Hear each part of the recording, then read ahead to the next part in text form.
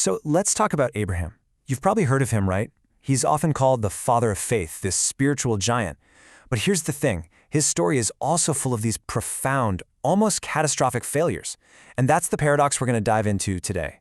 How can one guy be this incredible hero of faith, but also someone whose fear nearly torpedoed the very promise he was given?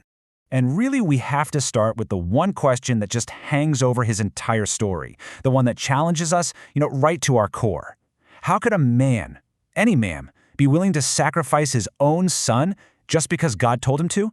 I mean, it's a deeply uncomfortable question to even ask, but it's absolutely central if we want to understand Abraham at all. Okay, so this brings us to what scholars call the Akedah. It literally means the binding, and it's all about the binding of Isaac. This story from Genesis 22 is presented as the absolute pinnacle of Abraham's journey of faith. I mean, this is the final exam, the most demanding test he would ever face. And this is where you can see the sheer, mind-bending contradiction Abraham was dealing with. I mean, get this. On one hand, God had very clearly promised him that his entire legacy, this nation of descendants, was going to come through Isaac. But then on the other hand, God turns around and tells him to sacrifice that very same son. It's a direct conflict between two commands from the same God. Talk about an unbearable internal crisis. And yet, faced with this absolutely impossible command, what does Abraham say? His own son Isaac asks him, "Hey Dad, where's the lamb for the offering?" And Abraham just utters these incredible words of faith. He says, God himself will provide the lamb. And that phrase, the Lord will provide, or Jehovah Jireh, it becomes the theme for this whole chapter. It tells us that even as he's walking up that mountain, Abraham is clinging to this wild belief that God is somehow going to fix this impossible situation. But, okay, let's be honest. Just because Abraham had faith doesn't make the command any less troubling for us, right? I mean, the rest of the Old Testament is very clear that human sacrifice is a huge no-no. So, how do we make sense of this? Well, you're not alone in asking that. Theologians have been wrestling with this one for centuries. All right, so let's break down the debate here. You've got thinkers like Walter Kaiser and Gerhardus Voss who look at this in different ways. Kaiser basically says, look, you have to judge the whole story, not just the command. For him, it's all about the fact that it was a test, and the real takeaway is God's mercy when he provides a ram as a substitute. The focus is on the happy ending, not the scary command.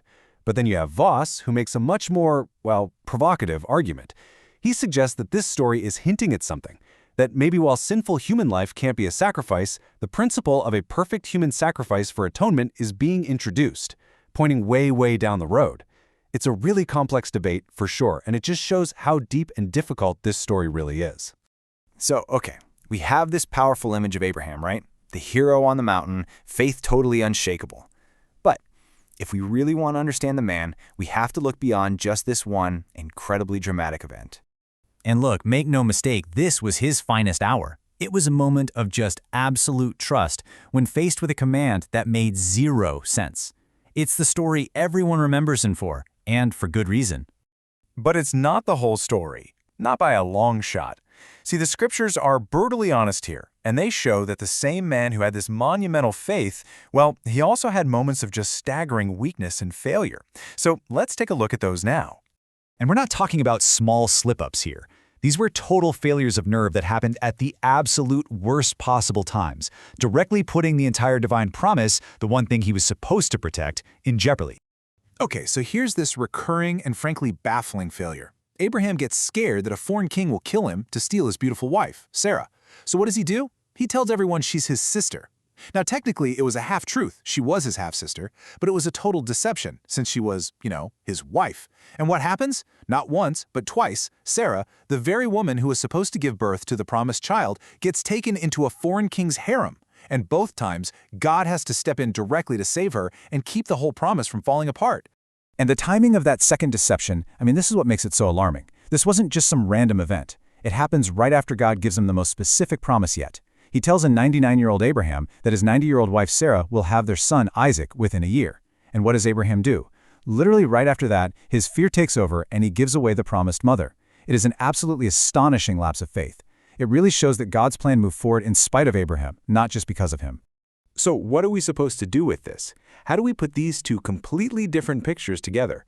You've got the hero of faith on the mountain on one side, and the scared man giving away his wife on the other. How do we reconcile these two Abrahams? Well, I think the crucial point is this. The story isn't really about Abraham's perfection. It's about God's faithfulness. The whole narrative seems to be showing us that faith isn't about never being afraid or never messing up. Instead, it's about this ongoing, imperfect, but consistent trust in a promise. A promise that holds up not because of our own strength, but because of a divine grace that somehow works through and even overrules our biggest weaknesses.